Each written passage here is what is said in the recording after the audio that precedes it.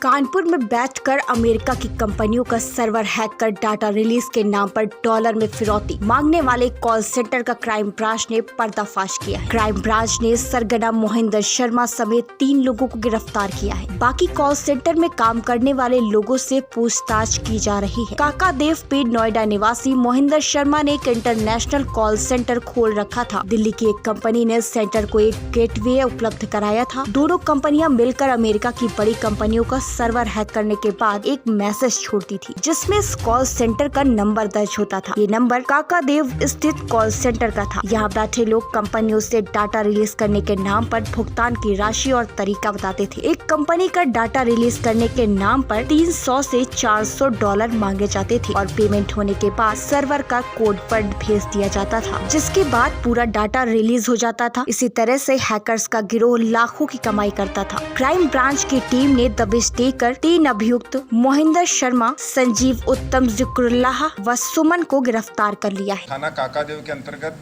Police crime branch और थाना Kakanagar police को सूचना मिली कि एक कॉल सेंटर चल रहा है जो फर्जी तरीके से विदेशी नागरिकों को, खास तौर पर अमेरिकन नागरिकों को बेवकूफ़ बनाकर उनसे ठगी कर रहा है। इसकी जांच पड़ताल जब की गई तो पता चला कि लगभग 1 साल से एक वहाँ पर 20 लोगों का कॉल सेंटर काम कर रहा था। इसका मुख्य काम करने का तरीका इस प्रकार था कि अपने 2 ऑफिस थे इनके, नोएडा में बैक ऑफिस वो कहते थे और यहाँ जो है कानपुर में उसको फ्रंट ऑफिस कहते थे।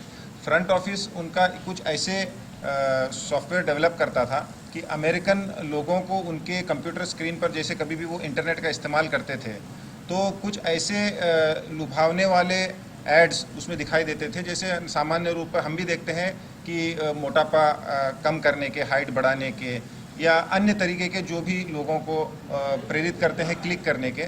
तो जब वहाँ के लोग उस पर क्लिक करते थे, कई सारे लोग क्लिक करते थे, बहुत स्टैंडर्ड जो वेबसाइट्स हैं उनके ऊपर ये एड्स आते थे, इनके मालवेयर था एक्चुअली ये। तो जब वो क्लिक करते थे तो उनका एक तरीके से एक पॉपअप आता था उनकी स्क्रीन पर। वो पॉपअप ये कहता था कि आपके कंप्यूटर में मालवेयर है, इन्फेक्टेड है कंप्यूटर, आप एक टोल फ्री नंबर पर संपर्क करिए। ये कोई कंपनी का ये नाम लेते थे जो अच्छी हाईटेक कंपनी है, जैसे HP कंपनी है या कॉम्पैक्ट है, इस तरह की कंपनी के नाम से वो टोल फ्री नंबर देते थे। जब वो लोग उस नंबर पर संपर्क करते थे, क्योंकि वो उनका पॉपअप वहाँ से हटता नहीं था और कंप्यूटर अजीब तरीके से कई बार बिहेव करता था। सही जिस तरीके से वायरस आने के बाद कंप्यूटर में माल फंक्शन होता है तो सॉफ्टवेयर उनका करप्ट हो जाता था। तो जब वो उसको संपर्क करते थे उस टोल फ्री नंबर पर, कॉल यहाँ पर कानपुर में लैंड होती थी, तो ये लोग उनसे कहते थे कि आप का सिस्टम करप्ट हो गया है, आप एक सॉफ्टवेयर है इसको पहले डाउनलोड करिए। तो जब वो डाउनलोड करवाते थे, वो पॉपअप यहाँ से हटवाते थे और वो जब डाउनलोड करवाते थे तो उनके स्क्रीन का रिमोट एक्सेस ये लोग ले लेते थे। जब रिमोट एक्सेस इनको मिलता था तो ये कहते थे कि आपका ये प्रॉब्लम सॉल्व हो जाएगा। आप इसके लिए 3-4 पैकेज बताते थे, $200 का 1 साल के लिए, $300 का 2 साल के लिए, $400 का, इस अलग अलग पैकेजेस उनको लुभावने पैकेजेस बताते थे कि अगर आप ये पैकेज हमसे ख़रीद लेंगे तो आपका प्रॉब्लम सॉल्व हो जाएगा, ये परेशानी आपको भविष्य में कभी नहीं आएगी। और उनका बहुत सारा डेटा वो उस रिमोट एक्सेस से प्राप्त कर लेते थे। पेमेंट गेटवे वहाँ बनवाते थे US में वो, और वहाँ के लोगों के द्वारा वो लोग तो ये समझते थे कि ये हमारी मदद कर रहे हैं और वो पैसा वो भरते थे, इनको पैसा प्राप्त हो जाता था। ऐसे लगभग 9 से 10 लाख डॉलर यानी लगभग 9-10 करोड़ रुपए इन्होंने प्राप्त किए पिछले 1 साल में। 30% इनका कहना है जो गेटवे इनको पैसे का ट्रांसफ़र होता था वो 30% रखते थे, बाकी 70% इनका नोएडा का बैक ऑफिस और ये फ्रंट ऑफिस शेयर करते थे।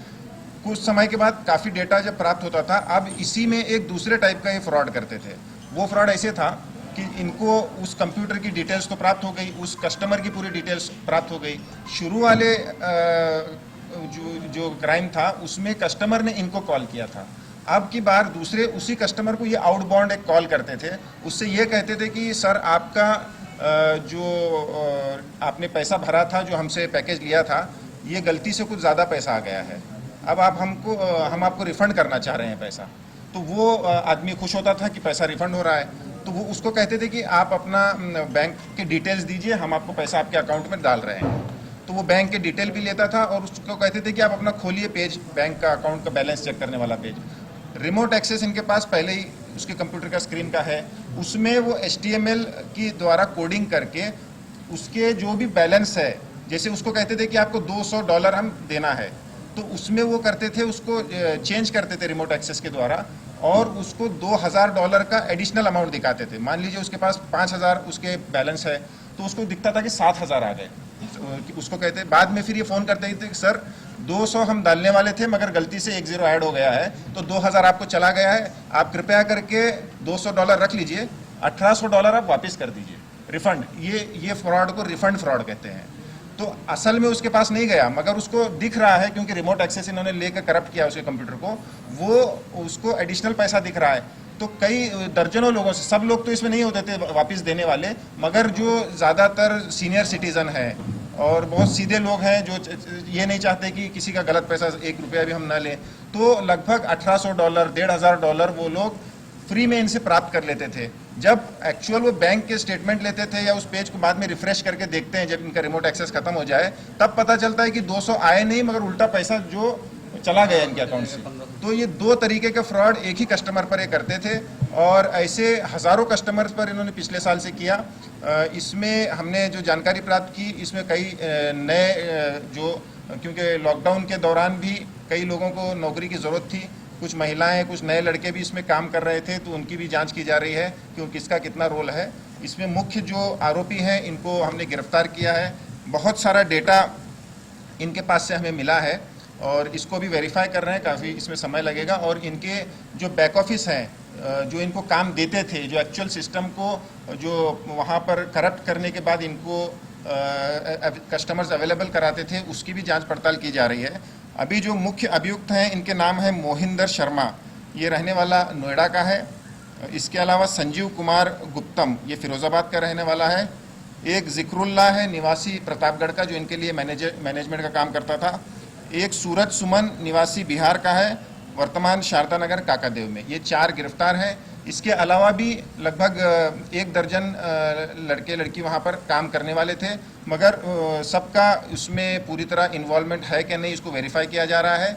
कई सारे ट्रेनिंग के काम के लिए इन्होंने लिए थे कि इस तरीके का जो काम आता है, एक पूरी स्क्रिप्ट बनी है कि कस्टमर को किस तरीके से अमेरिकन एसेंट में बात करेंगे, और इतने अभ्यस्त हो चुके थे कि आपको बात करके ये लगेगा कि ये एकदम अमेरिकन इंग्लिश बोलेंगे, और उसी वहाँ के कस्टमर को भी समझ लेते थे अच्छी तरीके से, और पूरी बाकायदा स्क्रिप्ट थी कि किस कस्टमर से किस तरीके से बात करना है। तो लगभग 9 से 10 करोड़ रुपए का ये पूरा ओवरऑल फ्रॉड है। और अभी पता चला है कि इस तरीके के और भी सेंटर्स इनके अलग अलग सिटीज़ में भी काम कर रहे हैं, इसकी भी जांच पड़ताल की जा रही है। और क्राइम ब्रांच की टीम और काकादेव की टीम को एक बड़ी सफलता इसमें मिली है। और इस तरीके के जितने इस मुख्यतः हमें ये इसमें सोचने की ज़रूरत है कि इस तरीके के जो आउटसोर्सिंग के जो काम है हमारी देश के लिए, एक जिसमें एक अच्छी ख्याति बनी हुई है भारत देश की, कि इसमें बहुत अच्छी सर्विस प्रोवाइड करते हैं, बहुत अच्छे इसमें एम्प्लॉयमेंट हम देते हैं, कंपनियों का फ़ायदा होता है इससे। तो इस तरीके का जब अपराध होता है तो कहीं ना कहीं हमारे इस छवि को भी क्षति पहुंचती है, नुकसान पहुंचता है। हमारे जो अच्छे लोग काम करने वाले हैं, बहुत सारे अच्छे कॉल सेंटर लेके जो सर्विस प्रोवाइड करते हैं, इनको भी इसका नुकसान उठाना पड़ता है।